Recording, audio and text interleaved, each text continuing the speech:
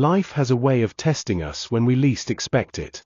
It breaks us down, brings us to our knees, and dares us to rise again. The Stoics believed that suffering was not a curse, but an invitation. An invitation to grow. An invitation to become stronger, wiser, and more resilient. This is the story of João Carlos Martins, a man whose hands were taken from him, but whose spirit refused to surrender. A man who proved that every trial is a teacher, and every setback a forge for the soul. Let's walk the Stoic path through his journey. João Carlos Martins was born in Brazil in 1940, and by the time he was 8 years old, the world already whispered about his hands. Hands that danced across the piano keys, with a passion and precision far beyond his years. By 20, he was a rising star. He played Bach like few in the world could. He performed at Carnegie Hall, and critics called him a genius. His gift seemed untouchable. But life, indifferent and unflinching, had other plans.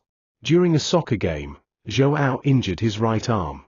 What began as a simple injury spiraled into a nightmare. Nerve damage crept in. Surgeries followed, one after another. He lost the use of his right hand. The world saw a tragedy. A pianist with only one working hand. A career cut short. But João saw a challenge. He did what the Stoics teach. He adapted. He relearned Bach's music. This time, with only his left hand. He gave concerts, pouring all his soul into 5 fingers. Marcus Aurelius said, "The obstacle on the path becomes the path." But fate was not done testing him. While in Bulgaria, João was assaulted during a robbery. A blow to the head with an iron pipe. His skull fractured. His ability to move both hands was nearly destroyed. Now, even his left hand, his last hope, was gone. Decades of pain followed. More surgeries. More paralysis. A man whose life was once defined by movement, was now at war with stillness. Most would have given up. Most would have said, "This is the end." But João, he chose another path. The Stoic path. He accepted what he could not change, and focused only on what he could. João could no longer play, but he could still hear. He could still feel music in his bones. And so, he turned to conducting.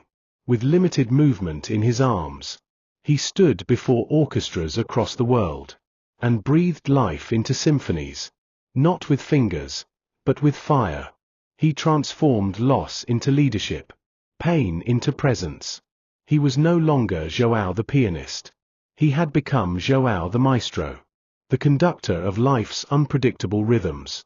Then, at the age of 80, after 20 surgeries, 60 years of struggle, and decades of living with paralysis, a miracle emerged, not from the heavens, but from technology, persistence, and the human will. Engineers created bionic gloves, designed to help João move his fingers again. For the first time in years, he played both hands on the piano. Tears streamed down his face. A lifetime of setbacks. A lifetime of adaptation. A lifetime of endurance. All flowing through a single piece of music. He was whole again. Not because life gave back what it took, but because he never stopped becoming more than what was lost. Epictetus, the Stoic philosopher, said, "We cannot choose our external circumstances, but we can always choose how we respond to them." João Carlos Martins embodied this truth.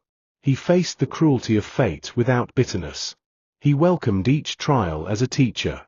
He never stopped evolving. His story is not just about music. It's about courage, endurance, and the refusal to let tragedy write the final chapter. Life will test you. You will fall. You will lose what you thought you couldn't live without. But within every trial lies the seed of your next evolution. João Carlos Martins's hands were broken, but his spirit was unshakable. That is Stoicism. That is power. So, the next time life strikes you down, ask yourself, what is this moment inviting me to become? Because every trial is an invitation to grow. Like the video to support the message. Comment your thoughts or share your own story of resilience. Share it with someone who needs encouragement. Subscribe to the Stoic Spirit for more real-life stories of strength, growth, and purpose.